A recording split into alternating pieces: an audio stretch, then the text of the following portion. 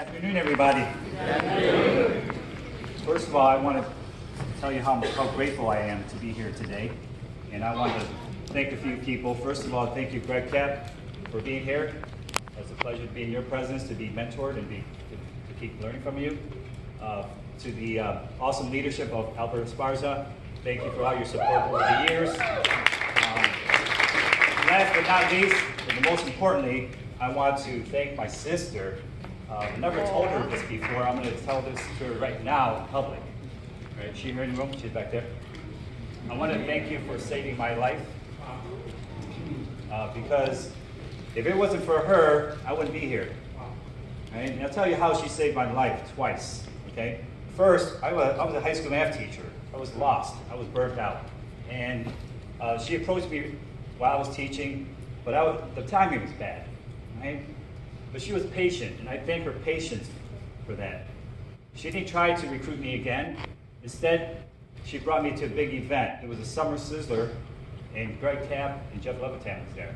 Right? Afterwards, she said, "Hey, this was a Saturday." Afterwards, she goes, "Hey, could you come back Sunday?" I said, "No, I'm burnt out up here. I was just overwhelmed." Right? But then Monday after work, I knocked on their door because I couldn't forget this whole WFG thing. I knocked on her door and she says, "What's up?" And I said, "How do you join this thing?" Right? And she didn't know what I was talking about. Right? So she saved me from there.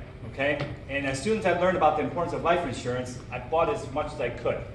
And you fast forward to October 2016, I was diagnosed with cancer. Right? When the doctor said, "Hey, we got some good news and bad news," I said, "Give me the bad news first." He says, "You've got non-Hodgkin's lymphoma, but 7 out of 10 of patients like you, you're going to be cured after the first treatment." And I said, when can I start? Right? I didn't care what it was going to take, because I know I'm going to survive. Right? So now, as soon as that conversation was over, I said, I'm so grateful that I've learned about the importance of life insurance because of WFG. Right? Because now, I can't get any more. As much as I want to buy, I can't buy. Right? So I'm grateful for that because I have a daughter, I have a wife, I have my parents, right? I have my clients, I have my team, I have all the people I work with in our awesome office in Lombard. Right? I want to be there for them. Right? So I'm truly grateful for that. Okay? And the lesson that I learned from going through some adversity is a gift. Right? If you look at it from that standpoint, then you just accept it. Because when I talked to Albert, I told him about my diagnosis. I told Albert, my story is just getting better.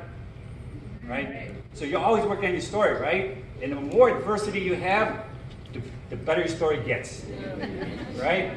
Wouldn't it be boring if it says, like, Richard was born in 1972. Right? He succeeded at WFG. The end. Right? That was boring, right? The reason roller coasters are so fun is because there's lots of ups and downs, right? Okay?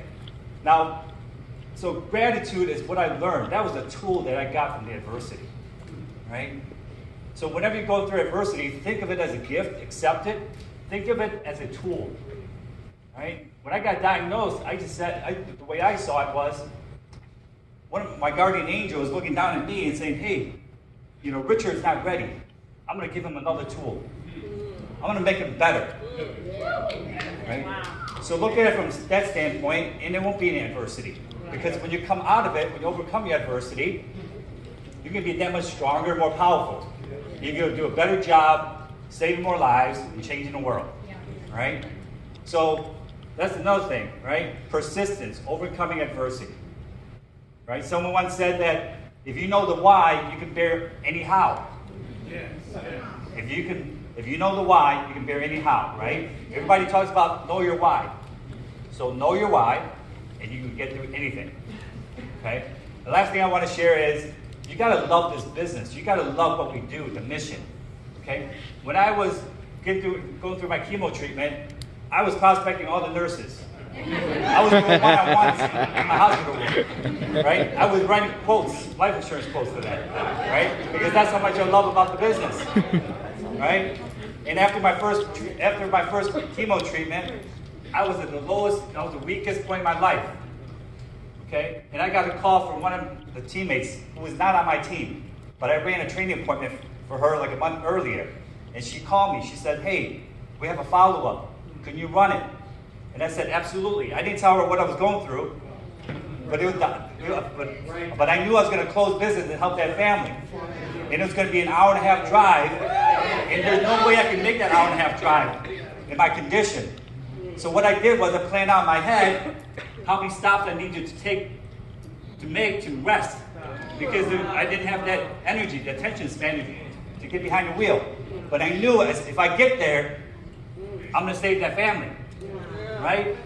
Now, unfortunately, the appointment got canceled, but I was willing to do that. I was not going to let anything stop me. And we got to have that attitude, okay? So that's what I got to share. If you want to succeed, and all of you, I know you can do it, right? I know a lot of you are hurting right now. Why? Because I know there are millions of families that are suffering from financial cancer, right? A lot of people are depressed, burnt out, stressed out, psychological cancer, right? But no matter what, you cannot ever give up, all right? Now, I said this before, and I'm going to say it again, because this is what I stand for. This is what I believe, okay? In life, there are only two types of cancers. Come on.